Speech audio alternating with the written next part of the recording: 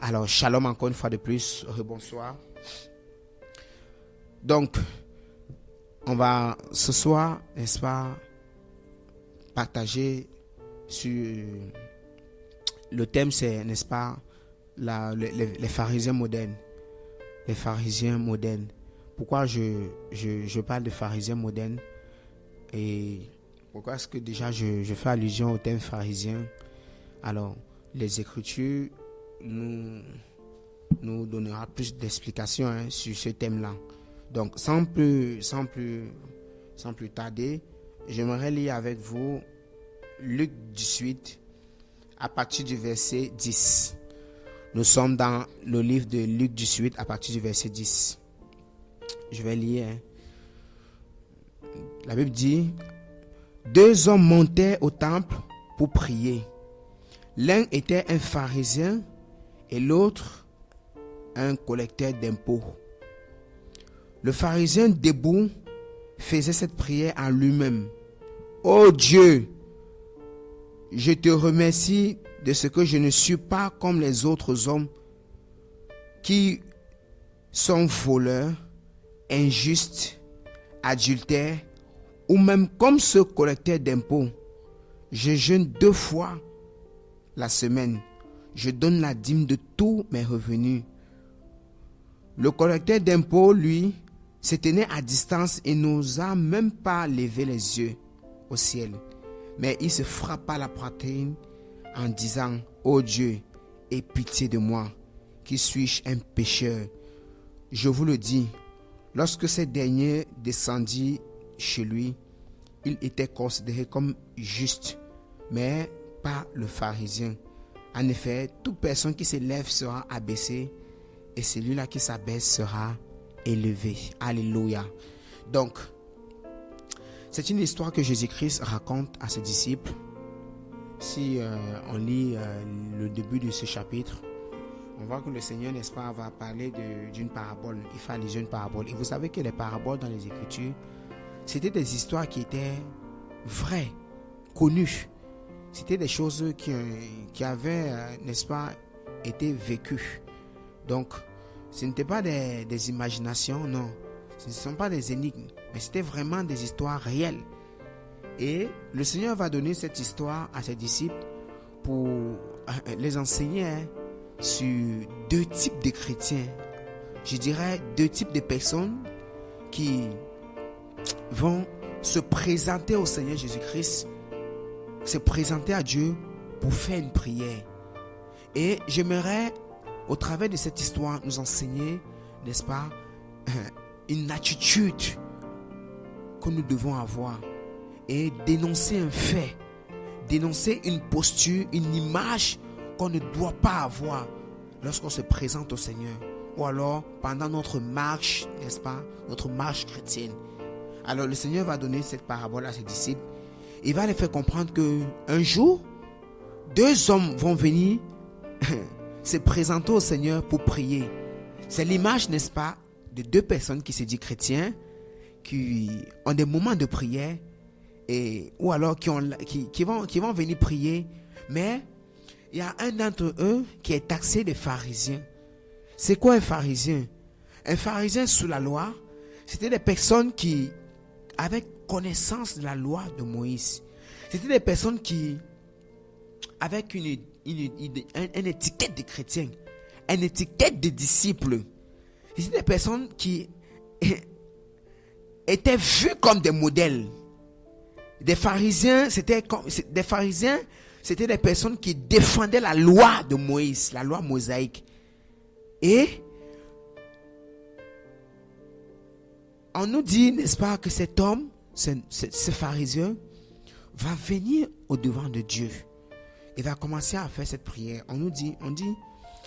Il dit: Ô Dieu, je te remercie de ce que je ne suis pas comme les races des hommes. Donc, d'emblée, il était déjà rempli d'orgueil. C'était une personne qui croyait avoir une connaissance infuse. Il croyait être meilleur que d'autres personnes. Vous voyez? Donc, au commencement de son discours, au commencement de sa prière, il était très orgueilleux, mes bien-aimés. Et croyez-moi, j'ai commencé par dire que nous allons ce soir parler des pharisiens modernes. Pourquoi? Parce que nous sommes arrivés à un temps où malheureusement, dans le corps de Christ, on voit de plus en plus des personnes qui ont comme une image, n'est-ce pas, de ceux-là qui maîtrisent, qui sont mieux que d'autres, qui ont la connaissance infuse, qui maîtrisent, n'est-ce pas, la Bible, qui maîtrisent Dieu, qui sont plus meilleurs que d'autres. Voyez-vous? Et cette histoire nous montre que ce ne sont pas les choses qui datent d'aujourd'hui, ce sont des choses qui datent d'hier. Et par la suite, on nous dit, n'est-ce pas, il dit qu'il n'est pas comme d'autres hommes qui sont voleurs, injustes, adultères. Et il continue par dire que, ou alors ce collecteur d'impôts. Donc, il vient prier,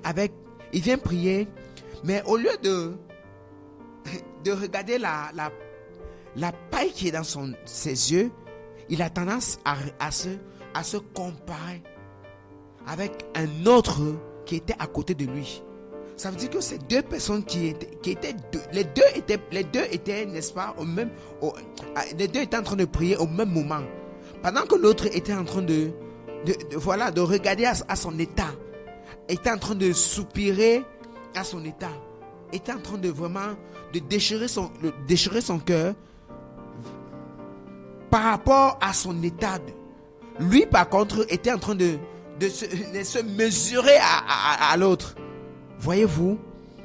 Alors, il dit, il n'est pas comme l'autre collecteur, l'autre publicain, ou alors, n'est-ce pas, ce collecteur d'impôts. Il continue par dire que je jeûne 2 fois la semaine. Ça veut dire que c'est quelqu'un qui avait une vie de jeûne. C'est quelqu'un qui ne jeûnait pas de temps à autre. C'est quelqu'un qui avait une vie de jeûne. C'est quelqu'un qui payait sa dîme. Vous voyez? Mais je suis quand même choqué de savoir que nous pouvons jeûner, nous pouvons payer la dîme, nous pouvons donner des offrandes, nous pouvons faire quelques sacrifices au nom de l'amour, au nom d'une relation à Dieu. Mais notre cœur n'est pas transformé. Et si je parle des pharisiens modernes, parce que nous sommes une génération où de plus en plus il y a des chrétiens, il y a des hommes de Dieu, il y a des femmes de Dieu qui, n'est-ce pas, qui vont, à cause de leur vie de consécration, à cause de leur sacrifice, à cause de leur temps de jeûne, à cause de leur temps de prière, à cause ou alors de leurs offrandes, vont se mettre sur un piédestal. Et lorsqu'ils viennent se présenter au Seigneur, ils viennent non pas comme des misérables, ils viennent non pas comme des pauvres en esprit, parce que Jésus-Christ a dit dans Matthieu 5 que heureux les pauvres en esprit, car le royaume est pour eux. Le royaume est pour ceux qui les ressemblent. Ils verront Dieu, ces gens-là. Donc, et lorsque un homme bien-aimé est déjà dans cette mentalité-là, il est déjà séduit. Croyez-moi, il est déjà séduit. Oh, on voit à côté, n'est-ce pas, un publicain, n'est-ce pas, qui va venir se présenter. Il va dire, oh Seigneur, on nous dit que qu'il n'osa même pas s'approcher devant le Seigneur. Il n'osa même pas soulever les yeux au ciel. Il va commencer à se frapper la poitrine. Oh Seigneur, aie pitié de moi. Je suis un pauvre pécheur. On nous dit que de ces deux hommes, c'est lui qui va être justifié. Alléluia. Donc, j'aimerais, n'est-ce pas, attirer notre attention, vous qui m'écoutez, dit chrétien. Il y a beaucoup des orgueils spirituels. Tu vois, il y a beaucoup de personnes, mon frère, ma soeur, toi qui m'écoutes, des personnes qui se suffisent. Et des personnes qui, à cause de leur capacité à jeûner, à cause de leur capacité à jeûner 2 fois la semaine ou 1 fois la semaine, à cause de leur capacité à donner des offrandes, à s'aimer, à donner des grosses sommes dans des assemblées, sont remplis d'orgueil. Ils peuvent taxer d'autres chrétiens, n'est-ce pas, des publicains.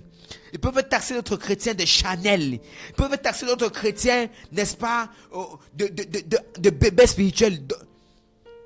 Parce qu'ils croient avoir la connaissance. Ils croient, n'est-ce pas, connaître. Et malheureusement, on nous dit que de ces deux-là, l'un va rentrer étant justifié de ces moments de prière et l'autre va rentrer, n'est-ce pas, croyant qu'il avait fait une prière de ouf, il va rentrer avec sa même mentalité. Pour dire quoi? Pour dire que la prière, mes bien-aimés, c'est déjà une reconnaissance. C'est déjà, n'est-ce pas, une humilité qu'on doit développer au devant de notre Seigneur. Et j'ai fait ce constat-là, mes bien-aimés. Je fais ce constat-là de plus en plus dans la chrétienté. Je fais ce constat-là au milieu des enfants du Seigneur. Et ça ne doit pas normalement exister. Parce que le Seigneur nous a mis en garde au travers de cette parabole-là. Alors, cette mise en garde-là n'a pas commencé aujourd'hui. Ça ne date pas de Jésus-Christ. Même sous la loi, lorsqu'on lit Deutéronome 8, que je vais lire, Deutéronome 8, donc le premier verset, n'est-ce pas, le Seigneur attire l'attention de son peuple au travers de cette parole-là qu'il va donner à Moïse. Et dit, souviens-toi donc du chemin que l'Éternel t'a fait passer pendant ces 40 ans dans le désert, pour t'humilier et pour t'éprouver, pour savoir quelle était la disposition de ton cœur, pour savoir quelle était la disposition de ton cœur, et si tu garderais ou non ses commandements. Il t'a humilié, il t'a fait souffrir de la faim, il t'a nourri de la manne que tu ne connaissais pas et que tu n'avais pas connu, et que tu n'avais pas connu de tes pères, afin de t'apprendre que l'homme ne vivra pas seulement du pain, mais que l'homme vivra de tout ce qui sort de la bouche de Yahweh. Ton vêtement ne s'était point usé sur toi, ton pied ne s'est point enflé pendant ces 40 ans. Reconnais à ton cœur que l'Éternel ton Dieu t'a châtié comme un homme châtie son enfant. Tu observeras ces commandements de l'Éternel ton Dieu pour marcher dans la voie et pour le craindre. Car l'Éternel ton Dieu t'a fait entrer dans un beau pays, le pays où coule l'eau de la source et le lac qui jaillit dans la vallée et dans les montagnes. Pays de fromage, d'orge, de vigne, de figues, de raisins, pays d'olives et de miel. Pays où tu manges du pain avec abondance, où tu ne manques de rien. Pays dont les pierres sont du fer et des montagnes duquel tu tailleras en airain. Verset 11. Il dit, garde-toi d'oublier ton Dieu au point de ne pas observer les commandements et ses ordonnances. Il dit, lorsque tu mangeras et que tu te rassasieras, lorsque tu bâtiras et que tu habiteras de belles maisons, lorsque tu feras multiplier ton gros et ton menu bétail, d'augmenter de l'argent et de l'or et d'accroître tout ce qui est à toi, prends garde que ton cœur ne s'enfle point et que tu n'oublies l'Éternel ton Dieu qui t'a fait sortir du pays d'Égypte, de la maison de la servitude. Alléluia. Donc, le Seigneur avait donné cette mise en garde ici là. Pourquoi? Parce que, croyez-moi, l'homme a tendance à oublier d'où il est sorti. D'où il est sorti. Et voici un peuple que le Seigneur a délivré de la servitude. Voici un peuple que le Seigneur a éprouvé pendant 40 ans dans le désert. Voici un peuple que le Seigneur a donné de la manne. Le Seigneur a donné de l'eau qui coulait du rocher. Un peuple qui a connu l'abondance. Un peuple que le Seigneur a assisté pendant 40 ans. Ils n'ont manqué de rien. Mais lorsqu'ils sont entrés dans le pays où coulait le lait et le miel, beaucoup ont oublié le Seigneur. Alléluia. Beaucoup ont oublié les ordonnances du Seigneur. Et c'est ça l'image, n'est-ce pas, des pharisiens. C'est ça le piège de beaucoup de chrétiens. Le contentement. Et le Seigneur dit ici que il a permis ces choses pour éprouver le cœur. Pour éprouver le cœur et les motivations. Bien-aimés, le Seigneur veut éprouver nos cœurs. Pourquoi? Parce que le chemin est long. Il ne faudrait pas que pendant notre marche chrétienne, nous oublions les commandements. Nous oublions, n'est-ce pas, où est-ce que nous sommes sortis. Bien-aimés, nous sommes arrivés à un temps où si nous ne veillons pas, nos motivations vont changer. Pourquoi est-ce que tu as décidé de marcher avec le Seigneur? Toi qui m'écoutes, femme. Toi qui m'écoutes, homme. Toi, homme de Dieu. Pourquoi est-ce que tu as décidé de prêcher l'évangile? Pourquoi est-ce que tu as décidé, n'est-ce pas, de te consacrer à l'œuvre du ministère? Pourquoi? Est-ce pas motif, n'est-ce pas, d'intérêt personnel ou pas, n'est-ce pas, par motif du royaume des cieux?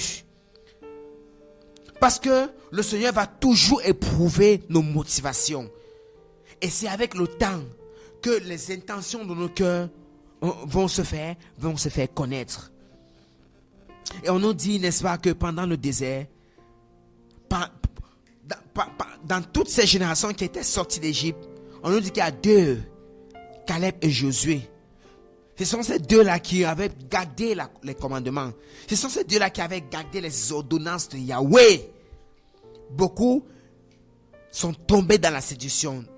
Beaucoup sont tombés, sont restés dans le désert. Beaucoup ont commencé à murmurer. Beaucoup ont commencé à dire, oh Seigneur, on était habitués à manger les coloquins. Ils ont commencé à penser à l'Égypte. Ils ont commencé à penser à leur vie passée. Ils sont rentrés dans le monde.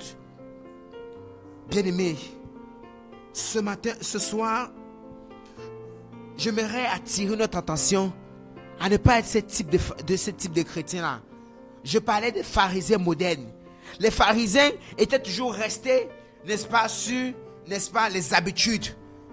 Ils continuaient à prier. Ils continuaient à venir faire des prières.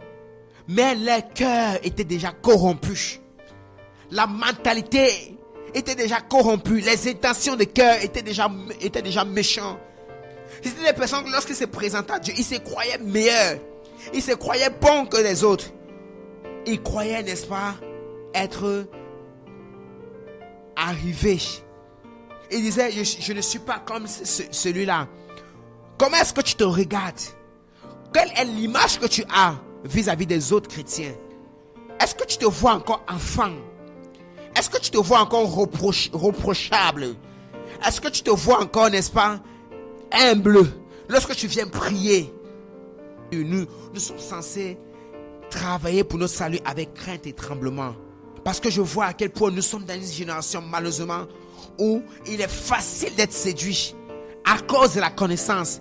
Des pharisiens étaient ceux-là qui avaient de la connaissance. Les pharisiens n'étaient pas n'importe qui, mes bien-aimés. Ils avaient la connaissance de Moïse. Ils étaient ceux-là qui enseignaient dans les écoles rabbiniques en ce temps-là. C'était ce type de personnes qui avaient, n'est-ce pas, la capacité et l'habilité à juger.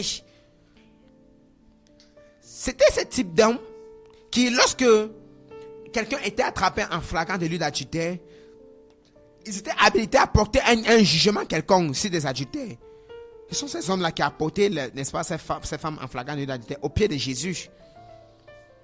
Et je te dis, mon frère, je te dis, ma soeur, prie que cette mentalité-là ne fasse jamais partie de ta portion. Nous devons renoncer à ce type d'orgueil-là. Nous devons renoncer à ce type de mentalité. Alléluia. Donc, je vais continuer par lire une histoire très connue de l'interpellation du Seigneur, n'est-ce pas, à l'église de Laodicée. Apocalypse 3, à partir du verset 14. Je vais lire. La Bible dit, écrit à l'ange de l'église de Laodicée, voici ce que dit l'Amen, le témoin fidèle et véritable, le commencement de la création de Dieu. Je connais tes œuvres. Je sais que tu n'es ni froid ni bouillant. Puisses-tu être froid ou bouillant? Ainsi, parce que tu es tiède et que tu n'es ni froid ou bouillant, je te vomirai de ma bouche. Parce que tu dis, je suis riche. Je me suis enrichi et je n'ai besoin de rien. Mais parce que tu ne sais pas que tu es malheureux, misérable, pauvre, aveugle et nu, je te conseille d'acheter de moi de l'or éprouvé par le feu, afin que tu deviennes riche et que des vêtements blancs, afin que tu sois vêtu et que la honte de ta nudité ne paraisse pas. Verset 19. Moi, je reprends et je châtie tout ce que j'aime. Et donne du zèle et repens-toi. Alléluia. Mais bien aimé, l'interpellation du Seigneur à l'église de Laodicée, c'est une interpellation qui est vraiment de notre actualité. Pourquoi? Parce que l'église de Laodicée, c'est l'image malheureusement de l'église apostate dans les temps où nous vivons. C'est l'image de l'église qui croit être riche. Vous savez que nous sommes arrivés à un temps où l'église, malheureusement, l'église selon les hommes, parce que, croyez-moi, l'église biblique, l'église que Jésus-Christ revient chercher, c'est une église sans tache ni ride. Alléluia. Mais je parle de l'image que nous avons de l'église, c'est-à-dire toute vision, toute dénomination, toute congrégation qui a un lieu de prière, qui a un nom et qui, n'est-ce pas, proclame la foi en Jésus-Christ. Et la Bible dit que l'église de Laodicée, qui est malheureusement cette église que le Saint-Esprit va, n'est-ce pas, donner un message à l'apôtre Jean pour interpeller cette église-là. C'est une église autant de gens qui existaient bel et bien. L'église de Laodicée. Et c'est une église qui était à Laodicée. Laodicée, c'était une ville. Alléluia. Et cette église-là, croyez-moi, au départ, marchait avec le Seigneur. C'est une église que d'ailleurs le Seigneur aimait beaucoup, parce que la conclusion à cette église, c'est que le Seigneur dit que il châtie celui qui l'aime. Ça veut dire que si le Seigneur reprend cette église-là, c'est par amour. Alléluia. C'est par amour que le Seigneur reprend cette église. Parce qu'il dit que la Bible dit qu'il châtie, le Seigneur châtie celui qui l'aime bien. Donc c'est par amour que le Seigneur reprend cette église. Pourquoi? Parce que c'est une église qui a marché avec le Seigneur. C'est une église qui a connu la gloire du Seigneur. C'est une église qui avait des œuvres. Alléluia. La reprimande commence par dire quoi? Je connais tes œuvres, le verset 15. Je connais tes œuvres. Je sais que tu n'es ni froid, peux-tu être froid ou bouillant. Ça veut dire que c'est une église qui a fait des œuvres, mon bien-aimé. C'est quand même choquant. C'est quand même choquant de savoir que c'est une église qui avait des œuvres. Alléluia. Mais malheureusement, l'orgueil et la séduction avaient rattrapé, ou alors je dirais les motivations ou les intentions des cœurs de dirigeants de cette église-là ou des dirigeants de cette église-là les avaient rattrapés. Donc je continue par dire quoi? Je continue par dire que ce sont des choses qui doivent nous enseigner, mes bien-aimés. Le livre de l'Apocalypse, c'est le dernier livre de la Nouvelle Alliance. Et le Seigneur a donné une reprimande de la bouche de son serviteur Jean pour interpeller les sept églises. Et l'interpellation à l'église de Laodicée, c'est une interpellation qui est vraiment d'actualité. C'est une interpellation que nous devons méditer là-dessus, de peur de se retrouver dans le contexte de cette église-là. Une église qui à un moment donné, à cause de ses œuvres, elle s'était enrichie. Et vous pouvez constater comme moi à quel point, à cause des œuvres qui peuvent régner dans beaucoup de milieux dits chrétiens, à un moment donné, la richesse vient. À un moment donné, l'église commence à être bénie de partout. Parce que croyez-moi, l'onction attire tout. Attire de tout genre. L'onction attire dans l'église les pauvres, les riches, les moins riches, attire de tout genre. L'onction attire la bénédiction aussi. Mais si les intentions de nos cœurs ne sont pas transformées, ne sont pas régénérées, ne sont pas changées, nous allons tomber dans la séduction des richesses. Nous allons tomber dans la séduction des richesses. Et la parabole de Matthieu 13 nous parle de la séduction des richesses. Nous parle de la parole qui, n'est-ce pas, est tombée dans un cœur. Et parce que ce cœur-là n'a pas veillé, la séduction des richesses est venue voler cette parole-là. Je vais lire cette parabole-là tout à l'heure. Mais je vais d'abord m'accentuer, n'est-ce pas, sur l'interpellation de cette église, sur la mentalité que cette église-là avait. l'église de Laodicée. Et nous sommes dans ce temps-là où beaucoup d'églises, parce qu'ils ne veillent pas à un moment donné, se laissent séduire, se laissent emporter par les richesses qui peuvent dominer, qui peuvent prégner, qui peuvent détourner la vision d'une église. L'église, nous dit la Bible, est le sel de la terre. Alléluia. L'église est la lumière du monde. L'église n'est pas la banque du monde. Non. L'église est d'abord le sel. Et le sel, croyez-moi, le sel, c'est le seul élément ou alors le seul complément sur le marché qui demeure toujours moins cher. Alléluia. Le sel est tiré de la mer. Le sel, c'est le seul ingrédient qui est le plus moins cher sur le marché. La tomate peut monter sur le marché. Le poisson peut monter, le poulet peut monter. Mais le sel demeure toujours moins cher. Le sel reste à la disposition de tout le monde. Alléluia. Et c'est l'image de l'église. La Bible dit que l'église est le sel de la terre. L'église est censée donner la saveur à tout le monde. L'église est censée être à la portée de tout le monde. N'est-ce pas, la consolation, la délivrance, la restauration à tout le monde. Voilà pourquoi le Seigneur nous voit comme le sel de la terre. Également la lumière du monde. L'église est censée chasser les ténèbres.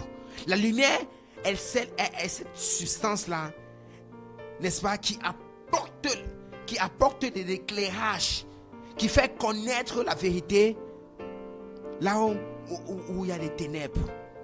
Alléluia. Donc, l'église n'est pas un moyen pour se faire de l'argent. L'église n'est pas un lieu où on vient pour remplir nos intérêts, pour remplir nos motivations. Non, nous sommes le sel de la terre, mes bien-aimés. Et c'est ça la vision de l'Ecclésiaste. C'est ça la vision de l'église. C'est ça notre vision, toi chrétien, toi chrétienne. Et à cause de la bénédiction que nous avons, à cause du confort que le Seigneur peut nous faire connaître, nous ne devons pas perdre de vue. Et le Seigneur reprend son peuple qu'on venait de lire dans Deutéronome 8. Il dit, prends garde lorsque tu entreras dans ce pays où coule le lait et le miel. Prends garde d'oublier la loi de Yahweh. Alléluia. Prends garde d'oublier les commandements de Yahweh. Vous savez, il y a beaucoup d'entre nous, à cause de la grâce que Dieu nous a faite, à cause de ton poste de travail, à cause de ton salaire que Dieu a augmenté, beaucoup à cause de leur confort, de la bénédiction physique ou terrestre qu'ils ont connue de Yahweh. Avec le temps, ils commencent, n'est-ce pas, à régner le Seigneur. Ils commencent à oublier la vie de prière. Ils commencent à oublier la vie de méditation. Ils commencent à ne plus avoir le temps pour aller à l'église. Ils commencent à ne plus avoir le temps pour aller évangéliser. Ils commencent à ne plus avoir le temps pour le Seigneur. Et c'est ça la première séduction. Tu commences à te suffire. Tu commences à parler comme l'église de Laodicée. Je suis riche et je n'ai plus besoin de qui que ce soit. Je n'ai plus besoin de quelqu'un. C'est le piège, mon frère. Et le but des enseignements, c'est vraiment de nous rappeler. C'est vraiment de nous interpeller. C'est vraiment de nous donner de prendre garde, de revenir à l'essentiel. De revenir à nos intérêts, à nos motivations, à nos motivations premières. Et je t'en supplie, mon frère, toi qui m'écoutes. Toi, pour qui Jésus-Christ a versé son sang. Toi qui as été racheté à un grand prix. Je te prie, mon frère, ma soeur, par les compassions de Jésus-Christ, à revenir au premier amour. Vous savez, la réprimande de l'église aussi d'Éphèse, c'est que le Seigneur reprend cette église. Il dit, je connais tes œuvres. Je connais ton travail. Je sais que tu hais les œuvres de Nicolas. Et oui, œuvres que je hais aussi. Mais ce que j'ai contre toi, c'est que tu as abandonné ton premier amour. Moi, particulièrement, le Seigneur m'a repris. Il m'a repris, n'est-ce pas, la priorité, le trésor de mon cœur. Vous savez, la Bible dit, là où est ton trésor, là aussi sera ton cœur. Là où est ton trésor, là aussi sera ton cœur. Qu'est-ce qui prend la première place dans ton cœur, mon frère? Qu'est-ce qui prend la première place dans ton cœur? La Bible dit, cherchez premièrement le royaume de Dieu et sa justice. Et toutes choses nous seront données par-dessus tout. Alléluia. Donc, si tu commences à chercher l'argent plus que le royaume des cieux, tu es déjà dans la séduction. Tu es déjà un pharisien moderne. Oui. Si tu commences par chercher les choses de ce monde, plus que les choses du royaume, tu es déjà dans la séduction. Quel est le trésor de ton cœur? Dis-moi là où est ton cœur, je te dirai là où est ton trésor. Et notre trésor doit être Jésus-Christ. Notre trésor doit être les intérêts du royaume. Nous devons parler comme l'apôtre Paul. Si je vis, ce n'est plus moi qui vis, mais c'est Christ qui doit vivre en nous. Nous devons nous lever pour la cause du royaume. Vous savez, les gens de ce monde se lèvent pour la cause de ce monde. Mais nous, chrétiens, nous devons nous lever pour la cause du royaume. Nous devons défendre les intérêts du royaume. Si nous sommes appelés ambassadeurs du royaume, l'ambassadeur ne défend que les intérêts de son royaume. Vrai ou faux? Un ambassadeur ne défend que les intérêts de son royaume. Nous ne sommes pas appelés, nous n'avons pas été sauvés par Jésus-Christ pour marcher encore selon le train de ce monde. Nous n'avons pas été appelés par Jésus-Christ pour être encore dans la compromission, pour être encore, n'est-ce pas, un pied dedans, un pied dehors. Non. C'est le moment de savoir ce que nous voulons. C'est le moment de revenir à l'essentiel. C'est le moment de purifier les intérêts de nos cœurs.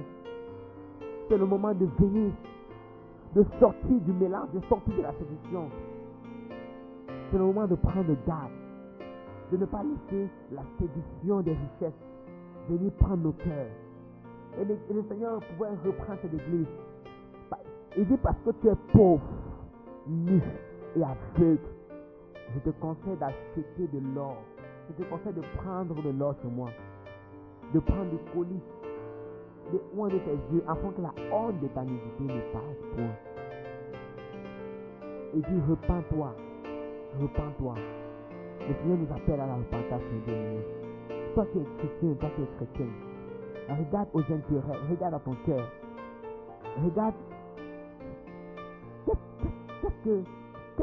sur quoi tu peux tant te consacrer, sur quoi tu peux tant n'est-ce pas, te focaliser.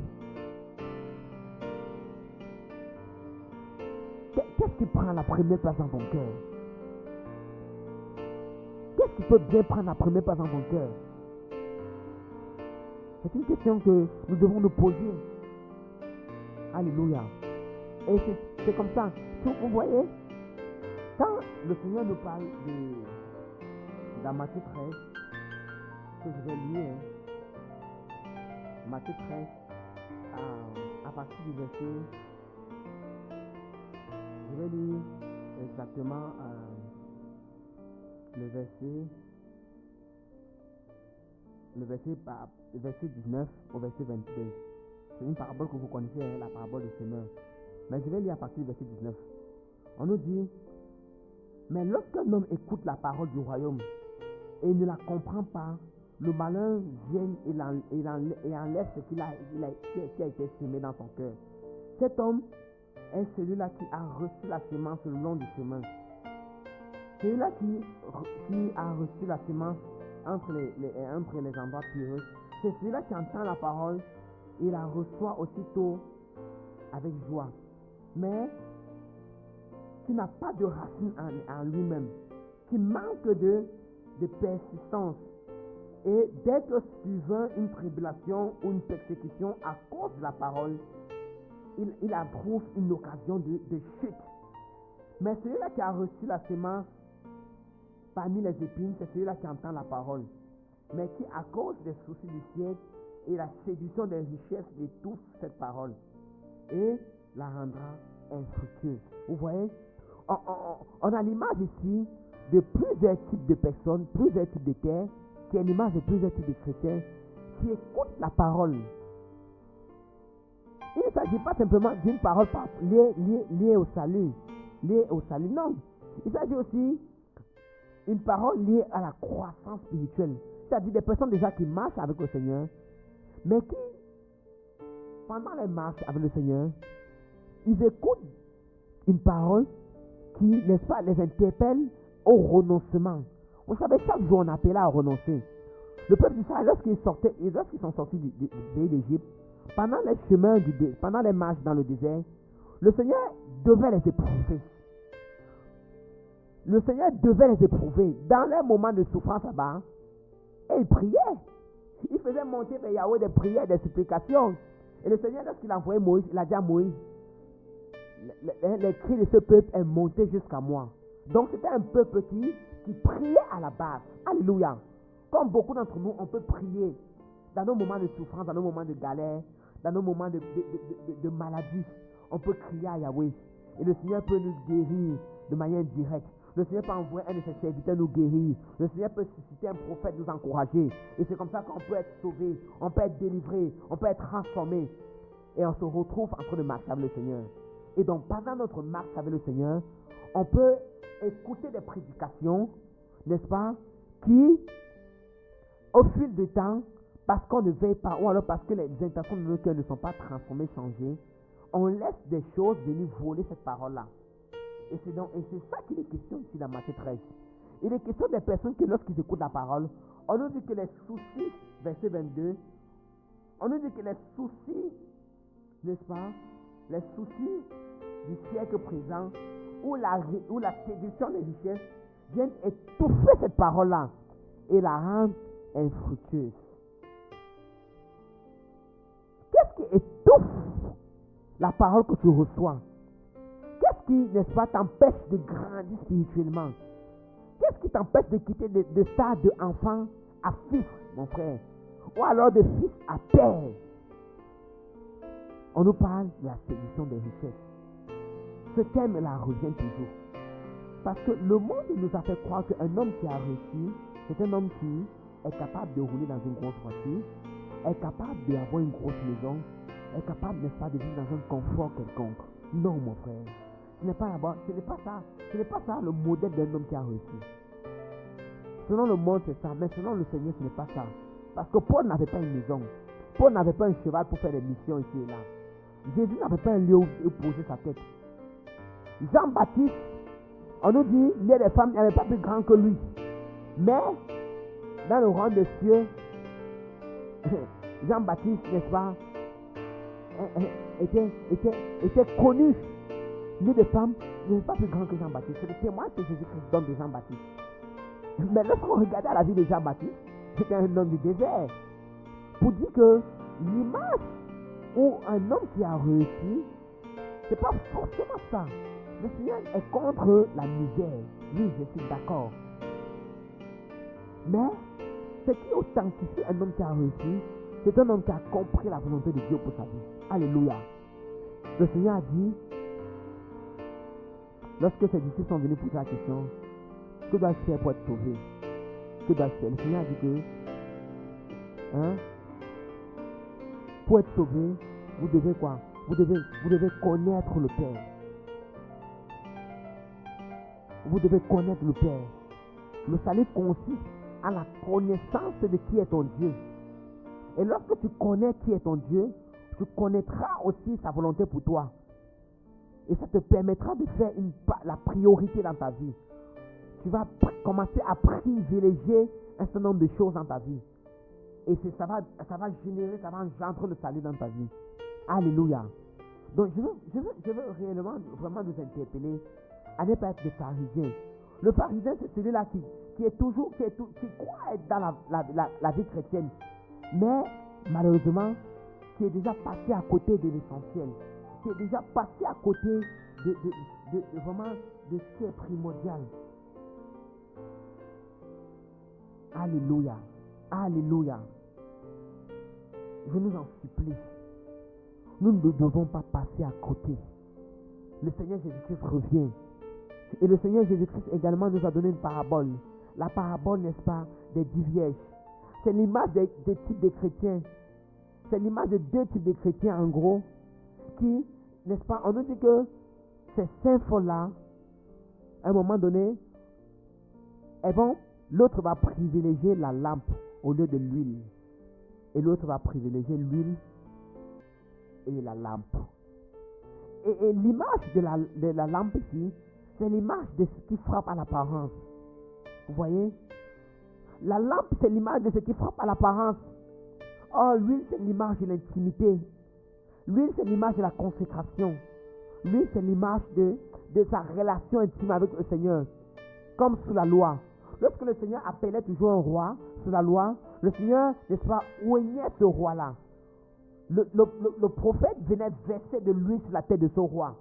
Avant qu'il ne soit même proclamé roi au vu du peuple, il était dans le secret déjà, oué par le maître. Donc lui, c'est l'image de la lampe. Et vous avez vu, ce qui a dissocié, a disqualifié ces cinq folles-là, ces cinq vierges folles-là, c'est parce qu'elles avaient privilégié la lampe. On nous dit que lorsque la trompette va sonner, lorsque l'époux va venir, elles vont prendre les lampes. On nous dit que la lampe va s'éteindre. Elles n'avaient plus d'huile. Elles n'avaient plus d'huile dans leur lampe. Or, les cinq vierges sages avaient de l'huile en réserve. C'est l'image des personnes qui en réserve, ils ont toujours, n'est-ce pas, ils ont toujours cette intimité-là. Ils n'ont pas privilégié ce qui frappe à l'apparence. Pour dire quoi? Pour dire que, bien aimés, ceux-là qui vont être sauvés, ceux-là qui vont être enlevés, ce n'est pas forcément ceux-là qui, quand tu regardes, non, ils ont tout ce qu'il faut à l'apparence. Non, ce n'est pas ça. Ce n'est pas toujours ça. Donc, veillons à nos motivations. Veillons à ce pourquoi nous marchons avec le Seigneur. Veillons à nos motivations. Pourquoi tu pries? Pourquoi tu pries, mon frère? Vous voyez les pharisiens? La Bible ne nous dit pas qu'ils ne priaient pas. Ils priaient toujours. Donc quand on est séduit, on continue toujours à prier. Mais pourquoi on prie? On prie pour se faire foi. On prie, on est même orgueilleux dans nos prières. On prie toujours. On donne toujours les offrandes. On donne nos dîmes. On gêne toujours. Hein? Vous voyez? Mais nos cœurs. Oh, le Seigneur est celui-là qui regarde les cœurs. Le Seigneur veut vraiment nous interpeller.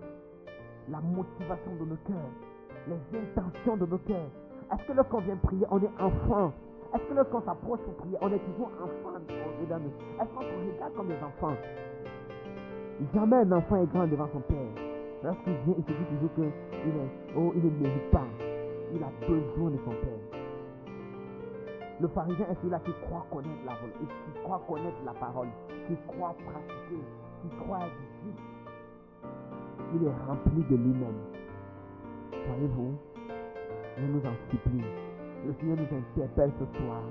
Il nous interpelle à regarder les motivations de nos cœurs. Voilà pourquoi l'apôtre pouvait dire que examinez vous-même pour savoir si vous êtes encore dans la foi. Pour savoir si vous êtes encore dans la foi, mes bien-aimés. Nous devons nous examiner. Alléluia. Nous devons nous examiner. Et vous voyez, ces choses-là n'ont pas commencé ici. S'il y a quelque chose qui a fait chuter le diable, c'est parce qu'il était déjà riche. Il avait tout ce qu'il faut. Il avait une certaine gloire. Si on lit Ézéchiel 28, que je vais lire avec vous. Ézéchiel 28, à partir du verset 1er. On nous dit, la parole éternelle me fut adressée en ces mots. Fils de l'homme, dis au prince de Tyr, ainsi parle le Seigneur éternel.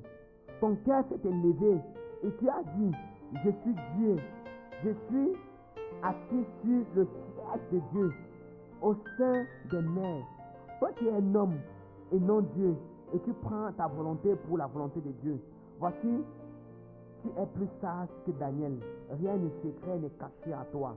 Ta sagesse et par ton intelligence, tu t'es acquis des richesses. Et tu as amassé de l'or et de l'argent dans des trésors. Par ta grande sagesse et par ton commerce, tu as accru des richesses. Et par tes richesses, ton cœur s'est élevé. Bien-aimé, regardez un peu. Regardez ce qui a fait tomber Lucifer. La richesse, la sagesse, la gloire. Vous voyez, dans toute la sainteté qu'il est, dans toute la gloire, le Seigneur l'avait élevé. Il était tellement sage. Mais on nous dit qu'à cause de ces choses-là, le jour où il a cessé de veiller sur son cœur. La Bible dit que, qu'est-ce que la Bible dit? La Bible dit que par ta sagesse et par ton intelligence, tu t'es acquis par ton intelligence, tu t'es acquis des richesses et tu as amassé un trésor par de l'argent dans ton cœur. Et par la grandeur de ta sagesse et par ton commerce, tu as accru des richesses. Et par la richesse de ton cœur, ton cœur s'est élevé. C'est pourquoi ainsi parle le Seigneur, verset 6, l'Éternel. Parce que tu prends ta volonté pour la volonté de Dieu. Voici, je ferai venir contre toi des étrangers, les plus violents entre les peuples. Verset 10. Tu mourras par la mort des incirconcis et par la main des étrangers. Car moi, j'ai parlé, ainsi dit le Seigneur l'Éternel. Par la volonté de l'Éternel, je me suis adressé en ces mots. Ça, c'est la prophétie continue. Fils de l'homme, prononce cette complainte contre le roi de Tyr. Tu lui diras ainsi par le Seigneur l'Éternel. Tu mettais ton sceau à la perfection.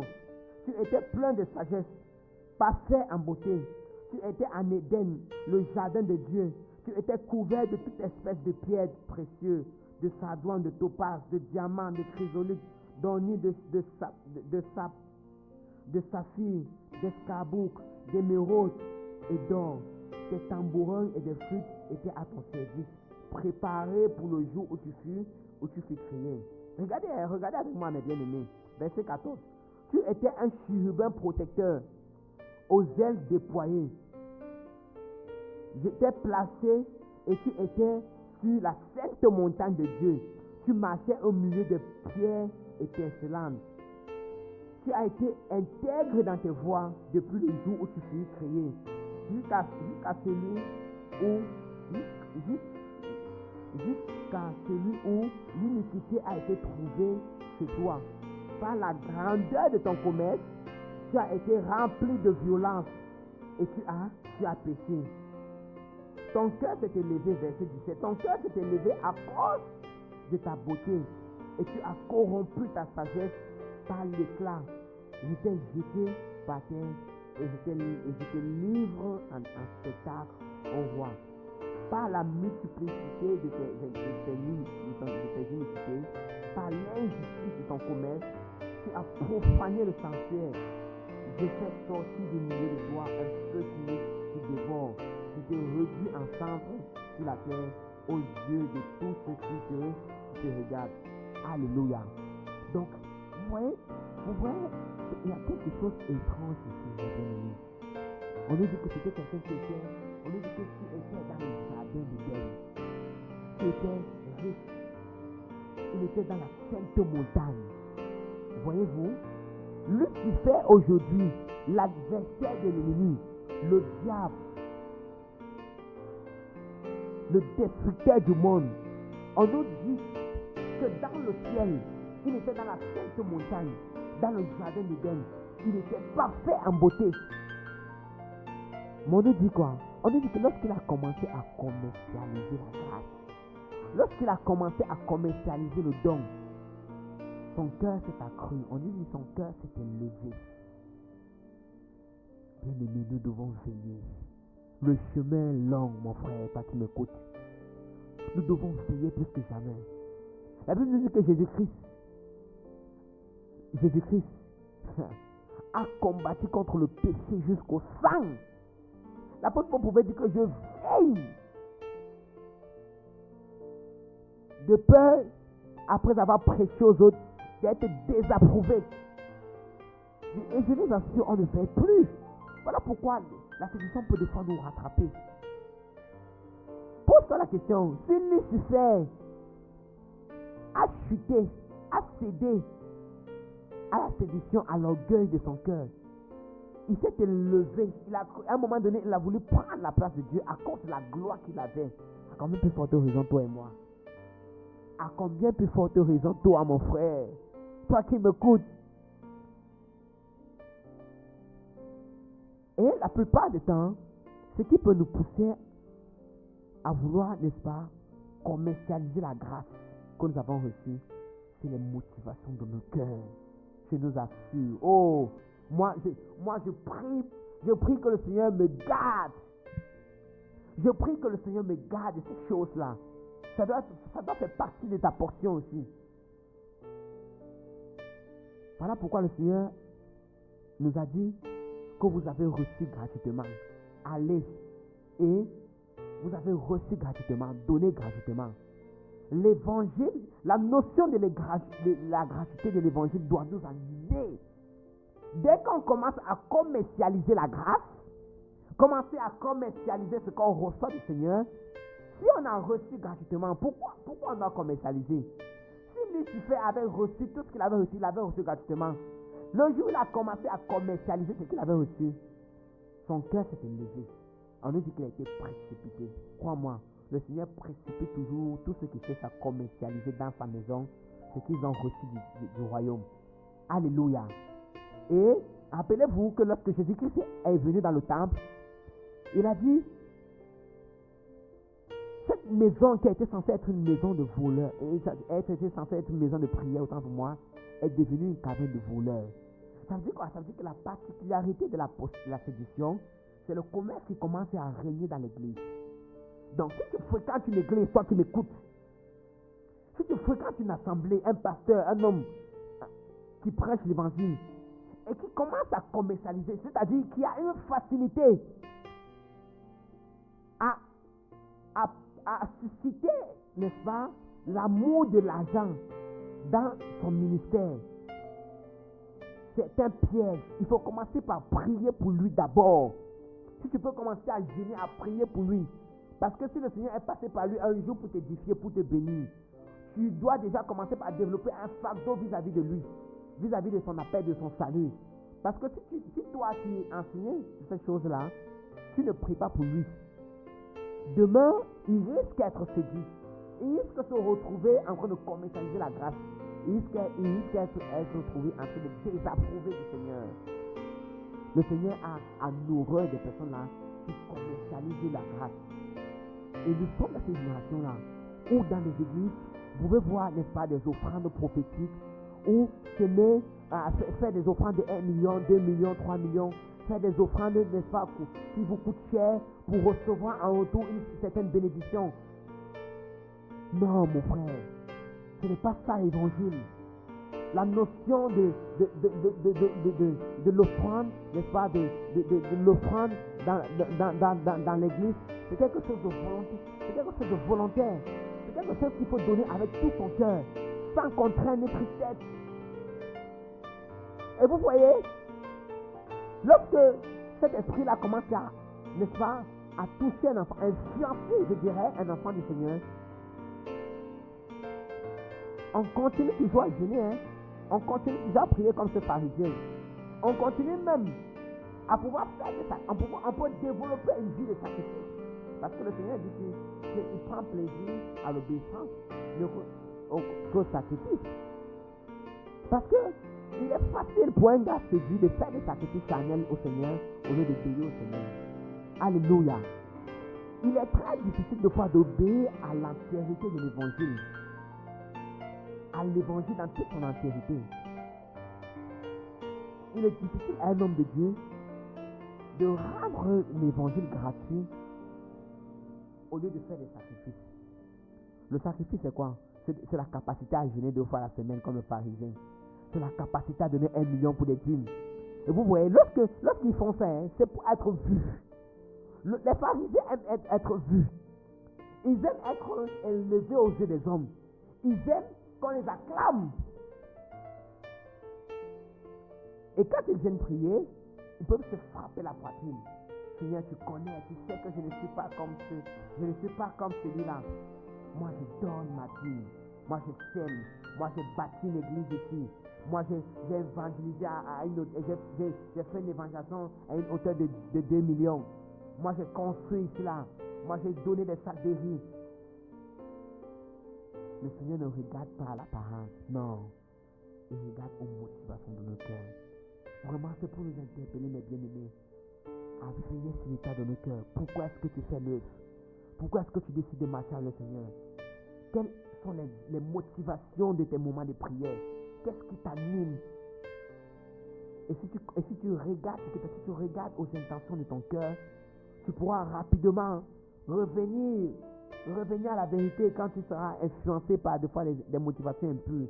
Parce que nous tous qui sommes appelés à marcher au Seigneur, ces esprits-là peuvent nous influencer. Mais nous devons veiller. Je disais une fois ici à l'émission que même les disciples de Jésus-Christ, à un moment donné, pendant les marches avec le Seigneur, ils avaient été séduits.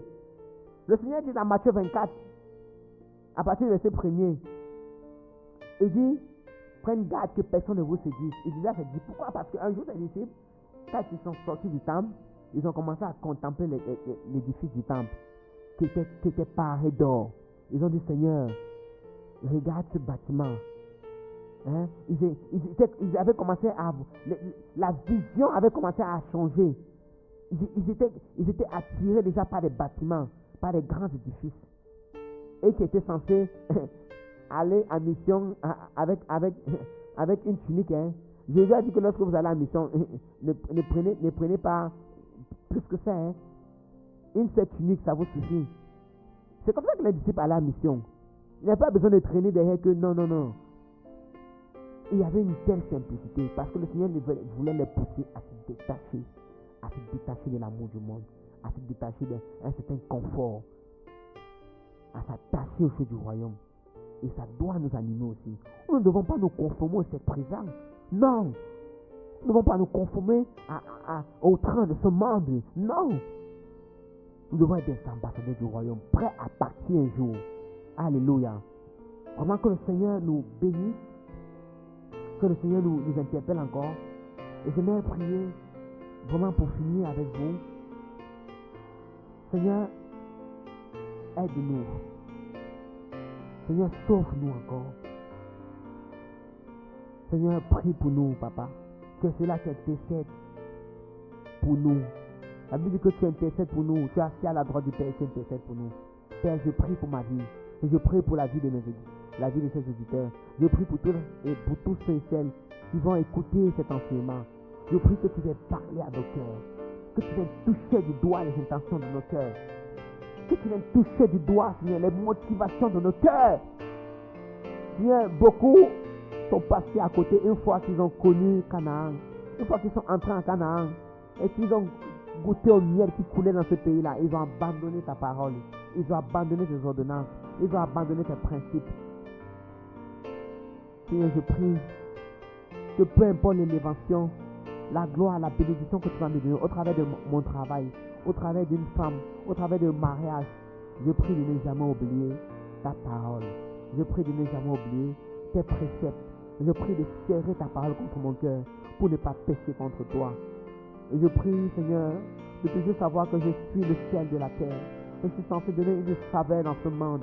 Je suis censé, Seigneur, influencer ma génération, influencer ma jeunesse par ta parole, par ma vie de sainteté, par l'autorité de ton esprit que tu as mis à moi.